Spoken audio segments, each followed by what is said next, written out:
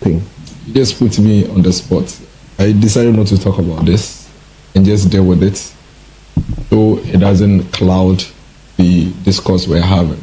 Because sometimes if you don't take care, because of your personal experience, people may mess it up with the issues. From T18 is one of the places that was affected. Lost everything.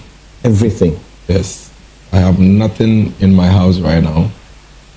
That's what a lot of people don't know. In the past, since Monday, we've been discussing this on social media and people really don't know where I've been coming from. The house is empty. We need to start everything all over again from the road, from the street.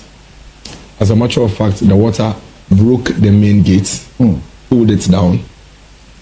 And if that water was able to bring the main gate down, it tells you the strength of the water. So that's what we are starting from. Everything is gone. The only thing that we were able to save are the human beings who were brought out from the flood thing. You just put me on the spot. It's a summer in Oye Obiana Kakasama, His Excellency the former Vice President, Dr. Alhaji Mahamudu Bawumia. Dennis Aboagye miracle recounting his sad experience. You see, you are the flood, the damage, the destruction that Accra flooding has caused his family. You've just heard Dennis Aboagye miracle, Bawumia'S former spokesperson, sharing a bitter experience how the flood has virtually destroyed his entire family. It is sad to hear this, beloved. It is sad. Oh yeah, you are holding about say the mensami. Yaninua Berima Dennis Aboagye miracle. Richre is Euro Bay one cran. Baby what's watama. Community 8. Osin suyina se neja padinina. Wamfadzi kumpo adza oke onanyi de enyipa na na wo fie wonenan. Na neja padinina ahwen. Oso shabrabasi fufuru bio. Iyinyi awiro sama na hene nua Dennis Aboagye miracle na owo news file do na oriche oya awiro the bet sinsama otedamenenen. Just listen to him. I wasn't home at the time. But when I got the call that the water was rising, I had to rush home. That was when I called the police and all those people. And I was shocked that between the time they called me and the time I got home, the water had risen to that level to cause that level of havoc. I was shocked. And what even scared me is that I was on the mountain for a function. It was not raining there. So if it had rained on the mountain that Sunday to Monday night, I'm sure the situation we are discussing would have been worse. Because where I live, even when the sun is up and it's raining on the mountain, you can see the storm drain, rising. So if it had rained, because actually it didn't rain the whole of the Sunday night into Monday, it was dry. So this rain that caused this havoc does not even include the Kiapim range rains. And that for me is where the worry is. We need to agree to deal with this and deal with this decisively. Right. Those who are responsible should just take up responsibility. All of us cannot resolve that thing. So at all times, we have let go our resources and our mandate to some people to handle it for us. Right. No excuse. I think it is sad listening to Dennis Aboagye miracle recounting the experiences of the flood, what his family went through, the devastation that the flood caused his family. And you heard him. Osina Owo Ekwape Mountains. He was not even in Accra. Na hwɛ Mosi nsunu ni time our friend. Then nsunu yi wo fie hɔ. Achie Damo again. Malabobio. Achie Damo la Volta region. Achie Damo la part of the central region. Nyanovi Dennis Aboagye Miracle, the spokesperson for Dr. Alhaji Mahamudu Bawumia, recounting his woes, recounting his bitter experience he suffered at the hands of the Accra flooding. Say, sir, Insanto, if it had rained in Ekwapim area now, in the eastern region, and what we are talking about, even the devastation we've witnessed, probably the entire Accra would have been submerged. It is sad to hear our brother recount this bitter experience. I just want us to listen to him, please. It was not a pleasant story or narration to listen to. You are watching the bitter truth. Volunteers who didn't want to talk about. I didn't want to. The volunteers who came to help.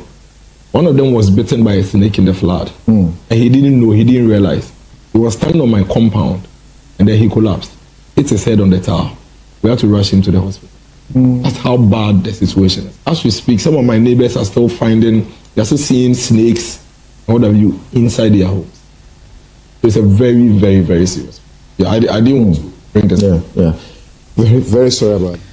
I think you heard him talking about the experiences that he went through. That even volunteers who came to assist, what Bible so munimpo, what Bible ye wanambua, the Waba Jine Busian and Pudinan, Unsuno Yin, also one sunum abortina car will be at the far, what by one mukur, also abortina can, one sunumu. No, you into a compound one no traffic. Yes, yes, you saw you were a crossing and a walker, and yes, if a snake bites you, quickly, and you know that a snake has bitten you, you quickly tie up where the snake bite occurred, so that the poison to slow down the movement of the poison. Mundua kumaho. And two, one of the precautionary measures are na yan ejanum walker chain. You will crossing there. Say snake okawa manumunsu.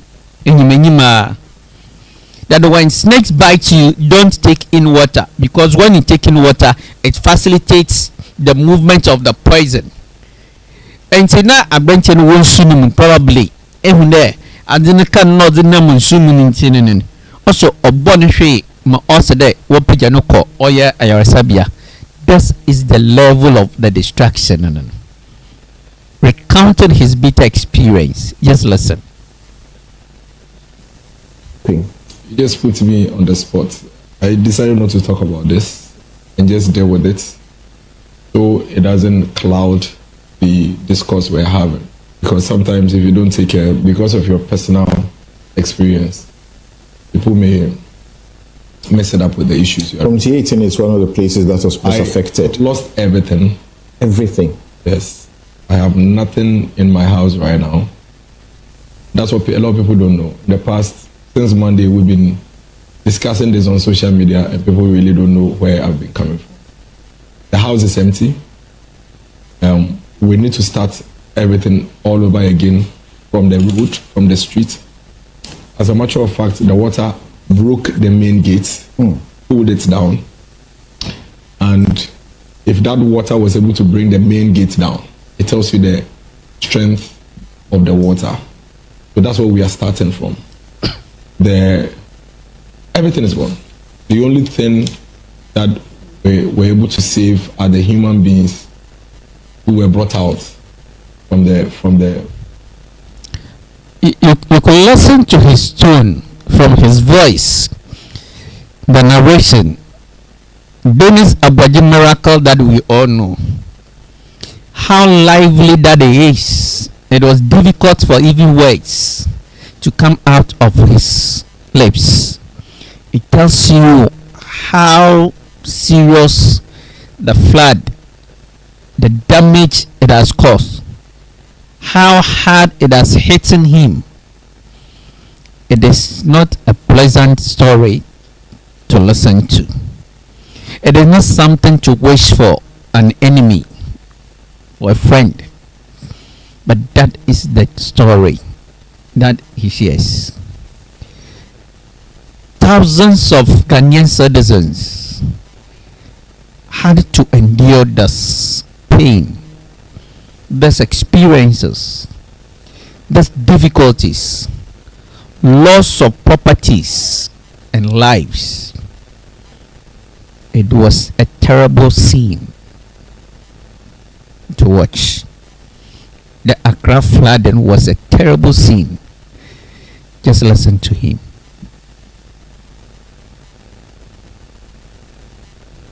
Let me acknowledge the MC for Bawumia'S and the NADMO team and the police, the district police command, and then there was even there was another police team that was sent when I called from the, I think, CTU. I don't know whether it's a counter-terrorism unit also. They also came around. They had to tie a rope to the police car far away and then bring it close to a telecom mast of the house. And that is how they were able to get themselves out from the vehicle. Apart from the vehicle to very close to the house. In fact, some of the policemen almost got swept away. In front of my house, they almost got swept away. And then the water was at this level. So the children, everybody. The neck level. Yes. We're standing up the videos. Let me acknowledge them.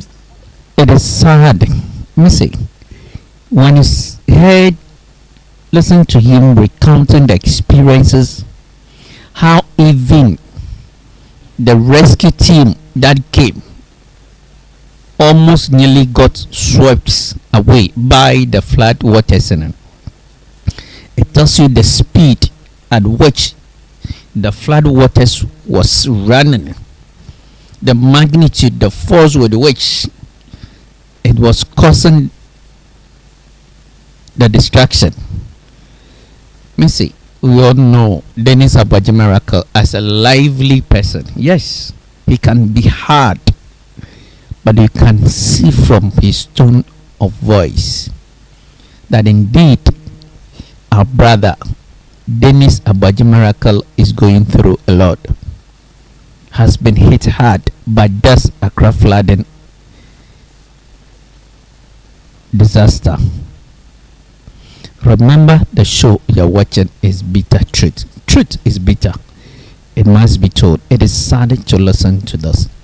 But you see, he commended the police, the NADMO, and the South MC for their response, for their support. I think this is a bit encouraging to listen to. Ghana need a united front to tackle our developmental agenda, not always to be engaging in partisan politics. Remember, the show you're watching is Bitter Truth.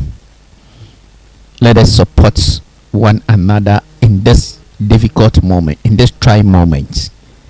The show is Bitter Truth. Truth is bitter. It must be told. But I think that going forward, we must all learn to do the right thing so that we avoid some of these disasters.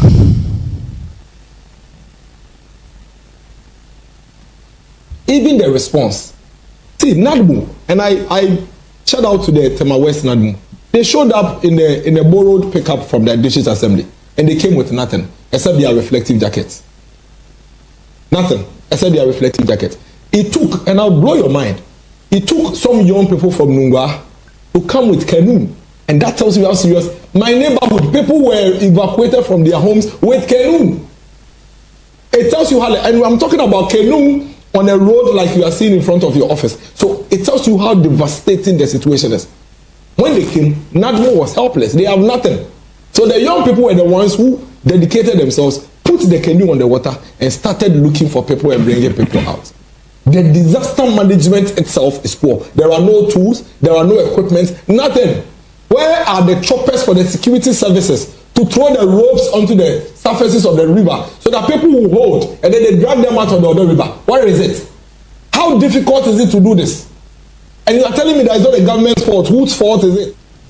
As for our preparedness for response to emergency cases in it, in fact, the Accra flooding exposed our shamefulness, exposed as a country, as a government, how abysmally, how shamefully that we have prepared, that we have handled emergency institutions. I mean, look, yes, when we saw fire service men going to the Odo markets rescue, I mean, they became helpless.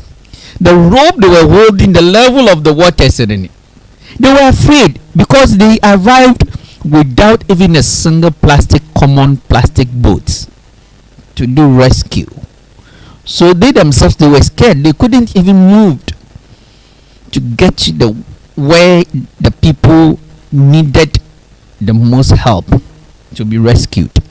That was how shameful this country, that was how, I mean, disgraceful this country was reduced to. Like, truth be told, the fire service had no, I mean, the NADMO, the police that had a marine unit, basically, they arrived without even a single common plastic boat to carry out rescue activities. Let's be blunt. And I pray and I hope that His Excellency John Dramani Mahama, I mean, is watching and will do something about this. Remember, the show you're watching is Bitter Truth. My house is located in one of the most planned areas in Ghana. I live in one of the most planned neighborhoods in Ghana. Why am I flooding? Me. Some say, look at me. Tell me who I should blame for my flood. I don't dump in refuse into any waste bin, any drain. I haven't built in waterway. I live in an area that is planned by the government itself. So why am I flooding? And you are telling me that I should take responsibility for my flood and not the government. It is sad. It is sad to be hearing this. Let truth be told to ourselves. Successive governments have failed this country big time. Successive governments have exposed this country to ridicule. We're brought on our knees. Our nakedness was exposed. Government's failure, successive government failure, institutional failure was really exposed. And let's be truth with this issue and deal with it. Let's be frontal with this without mincing words. What happened? The flood really exposed the incompetence, the hypocrisy of successive governments. It is simple as that. Purely so. Nothing but that. 5 clear days since the flood happened, I haven't been able to enter my home. My house is empty. Nobody has called me. Nobody has come to me. Nobody has asked me where I sleep, what I eat, what my family is eating, where they sleep. I am just one citizen. Forget about me, because I am in the category of people who can find their way around. So put us in a different bracket. 5 clear days but it is since sad. the flood happened. It is sad to hear this from our brother. It is sad to hear this. But that is the naked truth, that government, successive governments have failed this country as far as flooding in Accra and other parts of the country is concerned. Look, we have failed the citizens. Let truths be told. Remember, the show you're watching is Bitter Truth. Thank you for using your data to watch the show. May God bless and keep you safe. So we come your way with another unadulterated, authentic, bitter truth.